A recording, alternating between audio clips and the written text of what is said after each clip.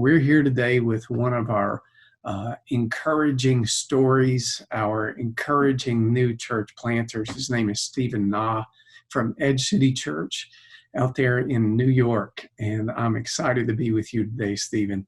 Thank you for taking a few minutes to be with us. And I want you to take a minute now and let everyone know how the coronavirus came home to you. I got contracted, and a few of our staff members got contracted with the virus as well. And it was back in early March, and it was really bad. And I didn't understand the severity of that, but I had the symptoms and I was quarantined. So about 7 to 8 or 10 days, I was out, and I wasn't fearful because no one really understood, just how bad it could be. But I tell you, people in EFCA and Eastern District and our church planting team, they got whiff of that and they started praying. I felt it, and there were tons of prayers over me and for my family, and I just thank God, because as soon as I came out of that, it was just like nothing happened. I'm glad you're feeling better. I'm glad God heard our prayers. So how's your church doing? Tell everyone about Edge City for just a minute. Give it a little history, and then tell us how you guys are responding in this COVID-19. Certainly. At Edge City, we've been about a little over a year and a half now since we planted.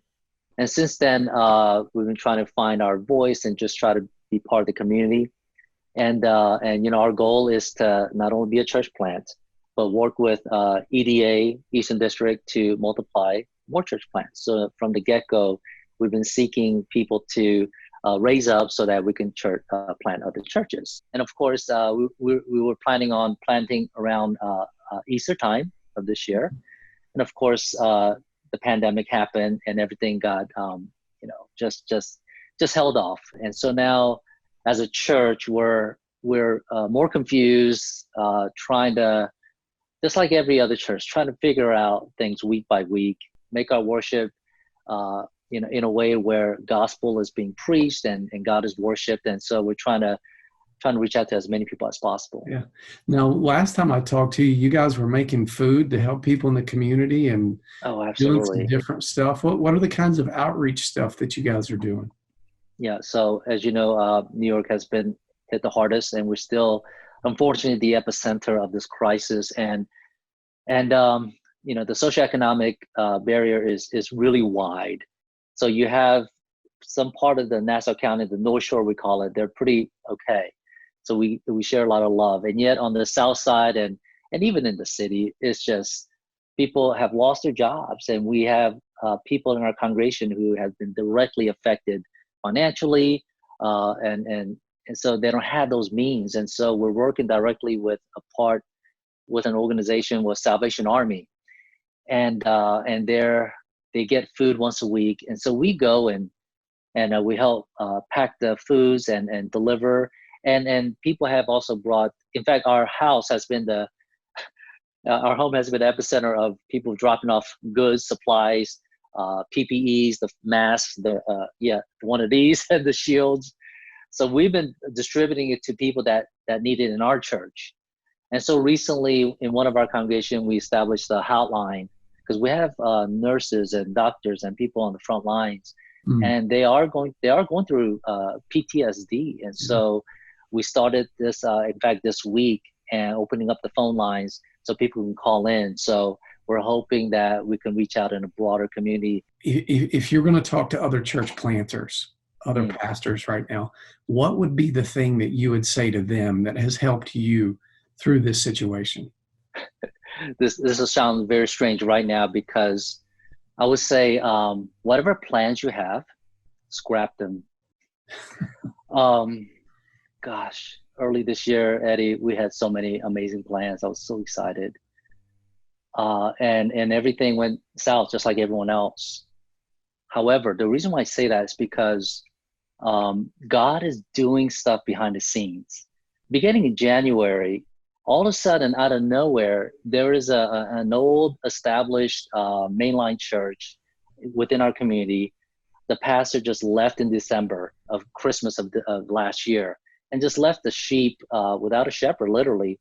And it's a elderly church with about maybe 20 or so core members, and they were looking. And so somehow, we don't know them, but God just connected us with them.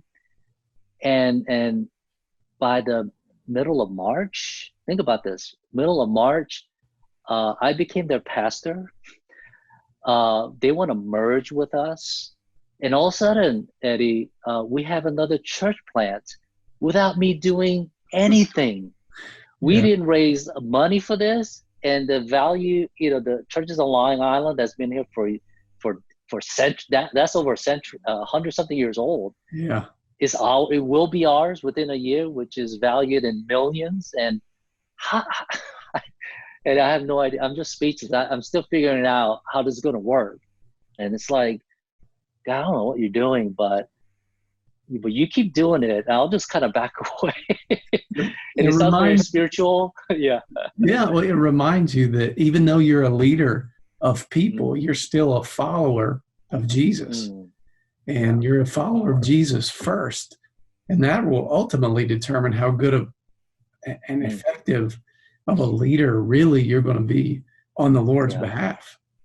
Amen. And the word disruptive keeps coming to my mind as you're saying this. Yeah. And this thing is disrupting us. However, God is also doing the same thing. And I feel like once it's quote normal, or whatever that new normal is, I think we need to have that wisdom to see, all right, God, this is what you're doing, and keep leading us and not do the same thing the way it was before. In fact, I don't want SC to be the same before this crisis. And once this is over, or whenever it is, I don't want us to be the same afterwards. I think that's not good. And I'm just praying that we would grow, we will be a different church somehow. Yeah. So it's a big ask, but I'm not really sure what I'm asking, but that's kind of the prayer that I'm kind of pleading with you. Yeah. Thank you for fighting the good fight, man. I'm glad that you're still with us. And well, Eddie, thank you for letting me share this. Yeah, appreciate it. We're going to be praying for you and Edge City Church in the days ahead. Wonderful. Thank you.